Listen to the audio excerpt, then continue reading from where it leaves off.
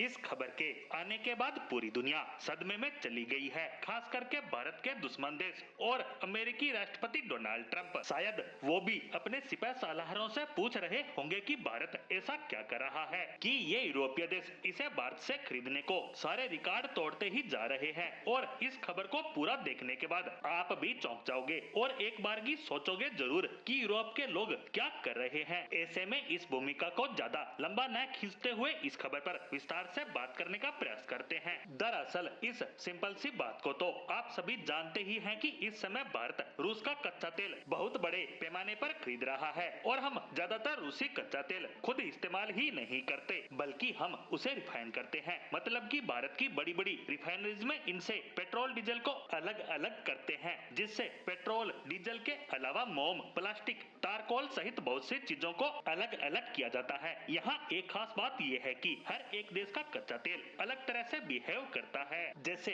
अरब देशों का कच्चा तेल बहुत ज्यादा हल्का होता है, ऐसे में उसे आसानी से रिफाइन कर सकते हैं। यहाँ तक कि दुनिया का लगभग हर एक देश उसे रिफाइन कर सकता है, लेकिन रूसी कच्चा तेल जिसे कुराल कहते हैं ये हेवी होता है और इसमें सल्फर की मात्रा भी बहुत ज्यादा होती है और इसे रिफाइन करना काफी कठिन काम है। इसके अलावा वेनेजुएला का तेल तो इससे भी ज्यादा हेवी होता है, जिसे पूरे विश्व में भारत जैसे एक दो देश ही रिफाइन कर सकते हैं। लेकिन बात करें रूसी तेल की तो इसमें सल्फर होने से डीजल ज्यादा मात्रा में निकलता है और इसी कारण से आज भारत डीजल को सबसे ज्यादा एक्सपोर्ट भी कर रहा है और उसी का तो सबसे बड़ा खरीदार है यूरोपियन यूनियन। दरअसल ईयू के 2 दर्जन से भी ज्यादा देश भारत से बम्पर मात्रा में डीजल खरीद रहे हैं। अगर आप अक्टूबर 2024 से लेकर अब तक का आंकड़ा देखो तो किसी महीने 2.5 लाख मेट्रिक टन तो किसी महीने 3 से 4 लाख, एक दो महीने तो 5 लाख तक भी ये आंकड़ा जा चुका है। लेकिन पिछले महीने डोनाल्ड ट्रंप ने यूरोपियन देशों पर खूब दबाव डाला था कि आप भारत से तेल खरीद को बंद करो और ऐसे में सभी को लग भी रहा था कि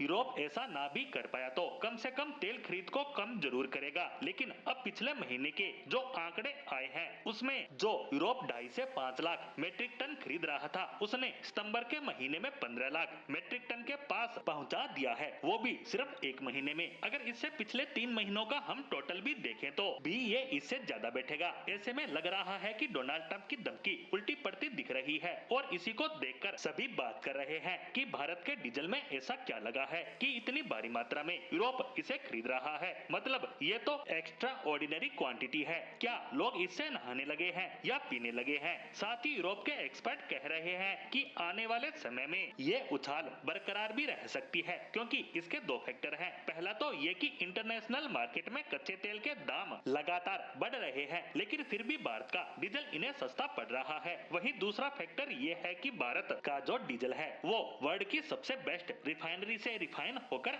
आता है, जिस वजह से ये हाई एंड क्वालिटी में यूरोप पहुंच रहा है, जो कि यूरोप के लिए बेहद फायदेमंद है। ऐसे में यूरोप ट्रंप की बातों को सुनकर भी अनसुना कर रहा है।